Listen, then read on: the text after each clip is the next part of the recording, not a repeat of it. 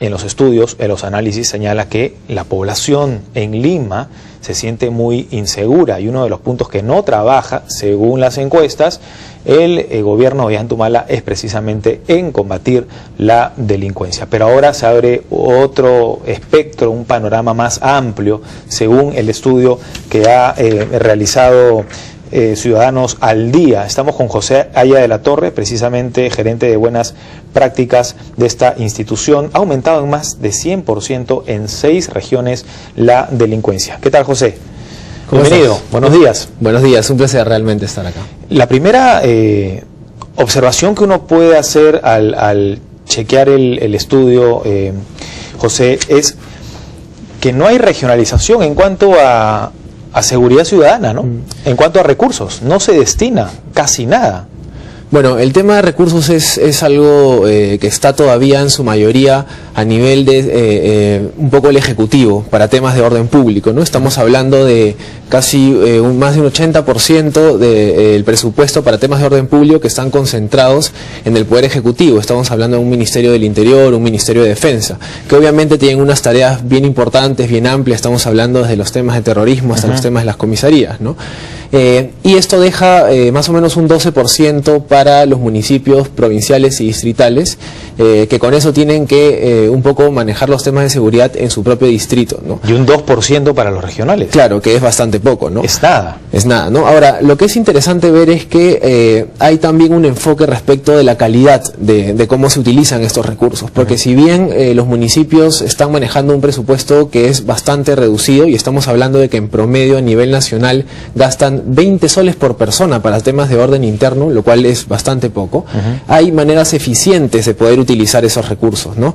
Y tenemos ahí muchos ejemplos de municipios con buenas prácticas que han sido identificadas y que tienen impacto bastante importante. Vamos a ver estos casos más adelante. Primero quería ahondar en la primera pregunta. Uno podría considerar que la pobreza generaba delincuencia, pero hoy en día el país supuestamente está creciendo, ¿no? Hay más oportunidades, ha bajado los índices de pobreza, ha subido el tema del empleo.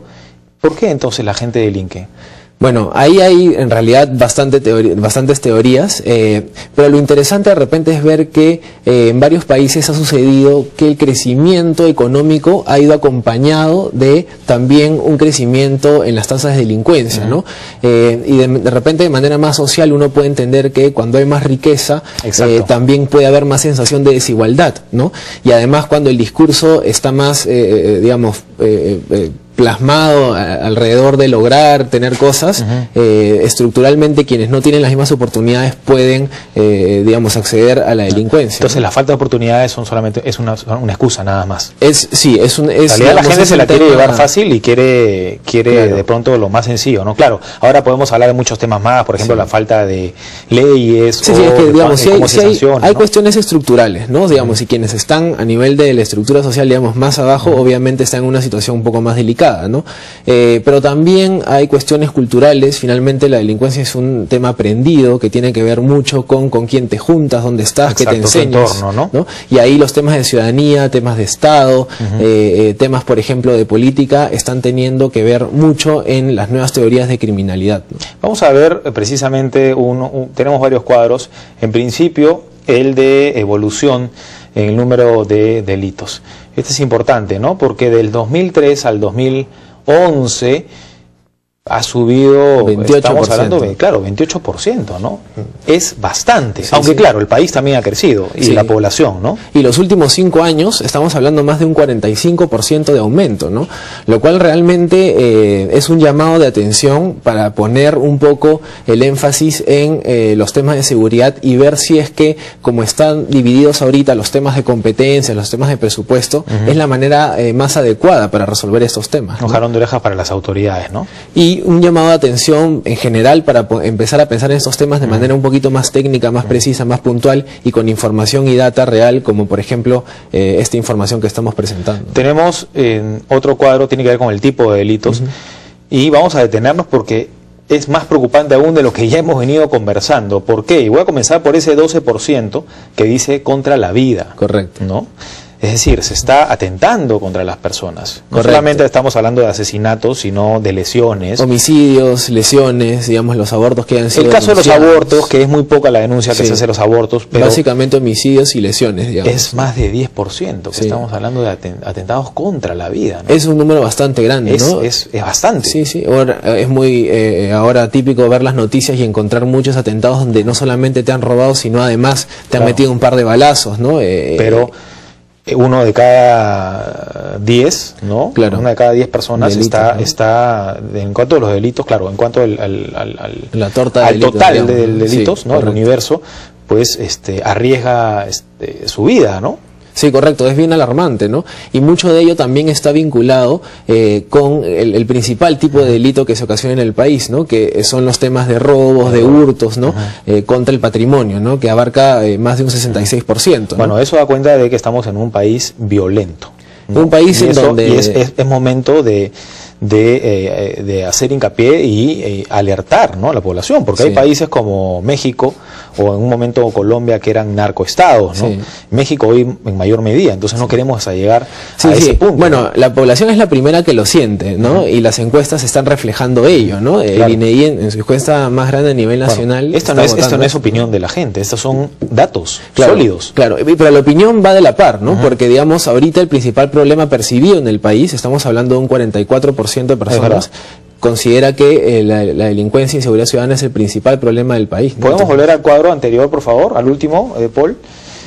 Porque nos quedamos todavía con los otros delitos, ¿no? Contra el patrimonio, 66%, estamos hablando de robo. Todo lo que es ¿no? robo, Asalto, hurtos, hurto, estafas, ¿no? ¿no? Y eso Sí, sí tiene que ver correcto. un poco con la cuestión judicial, ¿no? De cómo se maneja, de pronto pasan por la comisaría los delincuentes, salen rápidamente, no está penado, ¿no? Si no es una cantidad considerable. Sí, sí, es una problemática en realidad que tiene muchas dimensiones, ¿no? Claramente la dimensión de Estado es fundamental y es probablemente por la que debemos empezar a manejar estos temas, ¿no?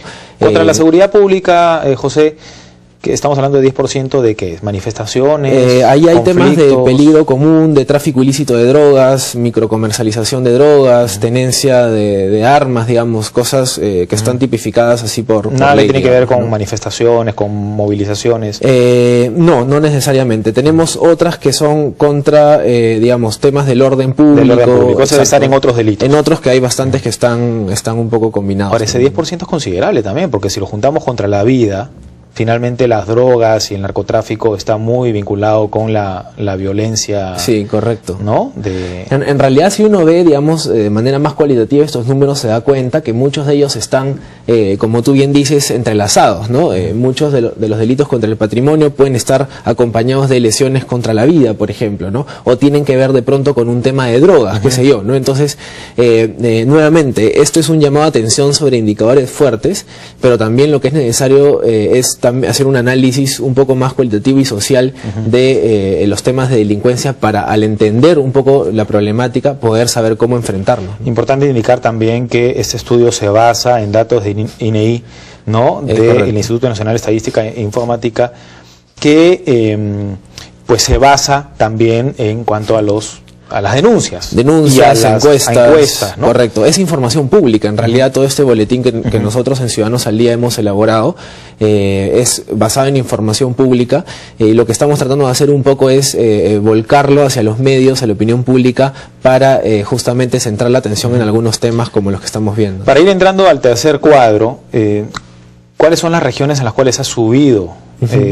Entiendo que Pasco está en el primer lugar con más de 200%.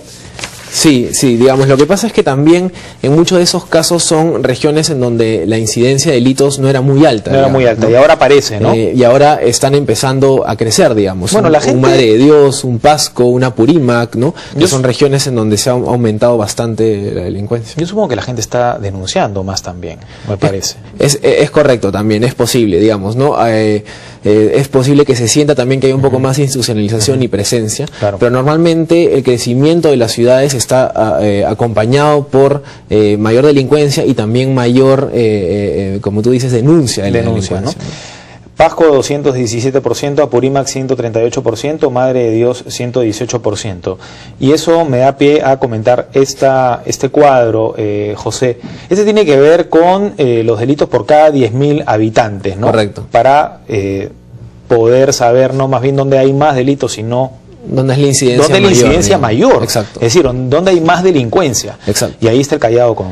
El Callao está ¿no? sí, liderando, digamos, esta tabla de delincuencia en términos de incidencia. Esto es para el primer trimestre del 2012. Tumbes y Lima Metropolitana están también muy de cerca. De hecho, en términos absolutos, obviamente Lima Metropolitana es un poco la zona del país en donde más delincuencia hay, eso se entiende, ¿no?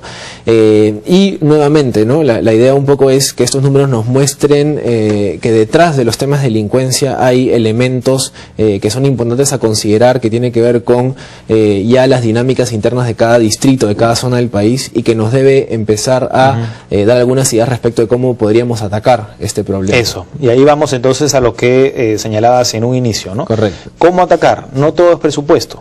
No, hay también hay temas de calidad, ¿no? De calidad y claro, de buenas ideas. Si tú ves, digamos, los datos gruesos, ¿no? Han habido 59.200 delitos en el primer trimestre, ¿no? Y solamente un 12% del presupuesto para orden interno está siendo utilizado por derivado municipalidades, claro, provinciales y distritales. Digamos, resulta un poco alarmante, ¿no? Cómo manejar esa incidencia tan grande, ¿no?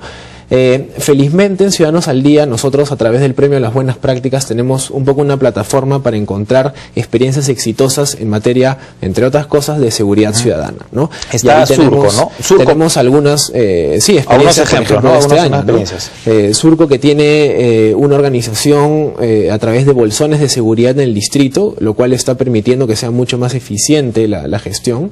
Tenemos casos, otros más a nivel distrital, de la Municipalidad de Miraflores, pero la de Miraflores en Arequipa, que ha introducido un componente bastante importante que está teniendo mucho impacto a nivel de la gestión de la seguridad ciudadana, que es el involucramiento de la ciudadanía. Las juntas vecinales. Exacto, ellos han formado una policía vecinal a través de unas escuelas de capacitación y están coordinando con policía, con serenazgo, y están teniendo bastante incidencia. Ahora, Miraflores en Lima tiene la posibilidad en las redes sociales, ¿no?, de informar dónde es la zona caliente, como se dice, dónde se cometen delitos. Sí, Miraflores. Y eso le sirve, ¿no? Facilita mucho, ¿no? Ahora, una buena práctica de 2012 de la Municipalidad de Miraflores fue una cuenta en Twitter, Miraflores24H, que está abierta, digamos, durante todo el día para responder en tiempo real a los temas de seguridad ciudadana, y que además lo conecta con serenazgo, la policía, ¿no? Ahora, el caso de Surco, hablas de bolsón de seguridad, son zonas, ¿no?, determinadas, cada zona se maneja sola, digamos,